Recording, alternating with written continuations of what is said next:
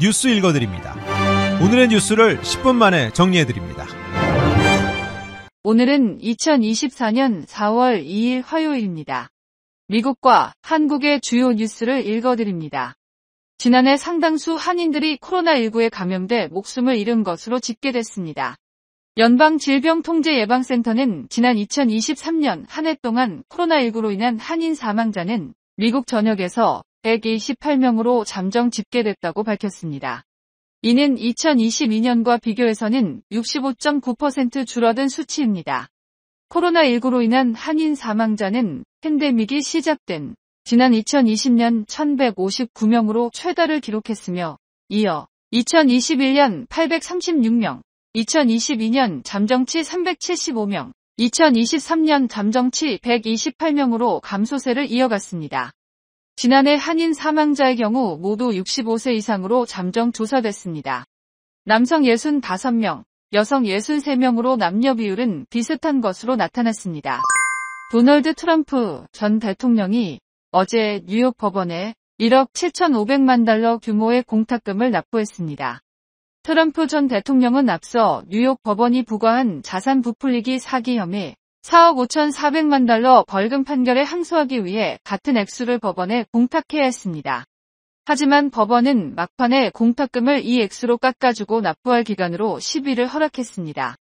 트럼프는 법원 결정 덕에 부동산이나 은행 계좌가 압류당할 위기에서 벗어났고 공탁금을 지불했습니다. 이로써 트럼프의 민사사기건은 판사 3명으로 구성된 항소법원으로 다뤄지게 됐습니다. 한편 오는 15일 성추문, 입막음 돈을 준 혐의에 대한 뉴욕 형사재판도 시작되어 트럼프의 사법 리스크는 계속될 전망입니다.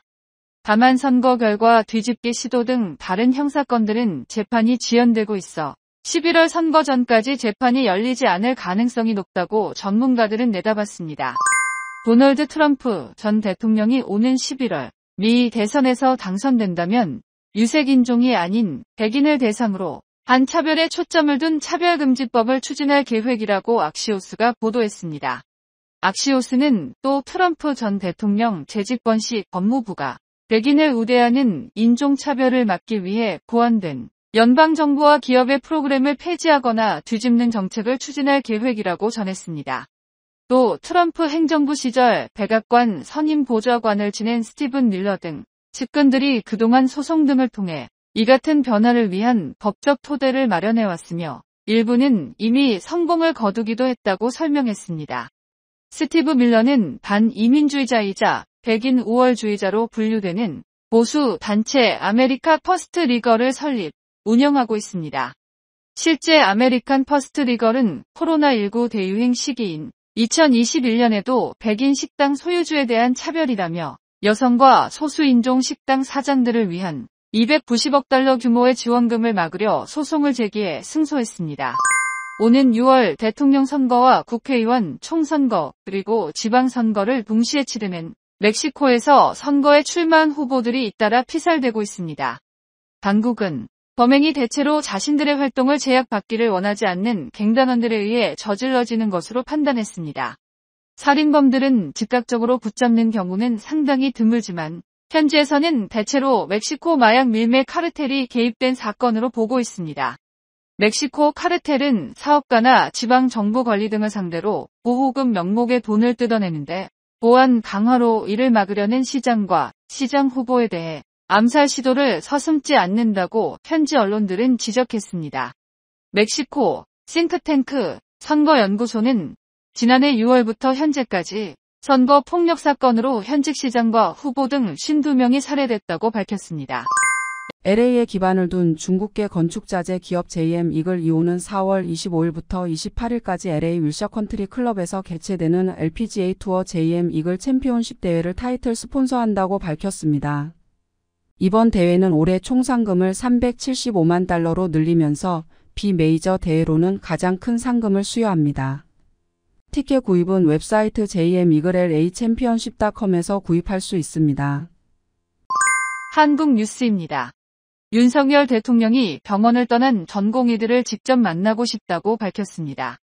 정부도 2,000명 규모에 대한 통일되고 합리적인 제안을 의료계에 거듭 촉구했지만 의협 비대위나 전공의들은 반응하지 않았습니다. 전국 의대교 수협의회는 전공의 대표에겐 대통령 초대 조건 없이 응하라고 당부했습니다.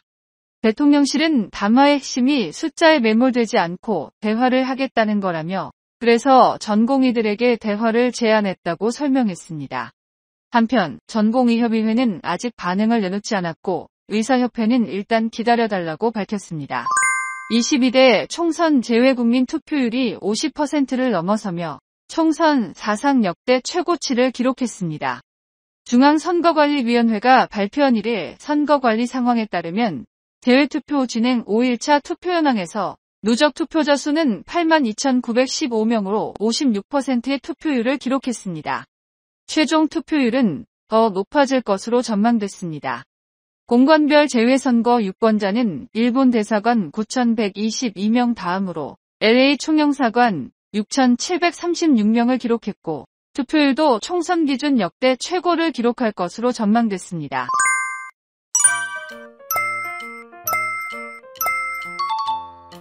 끝으로 날씨입니다.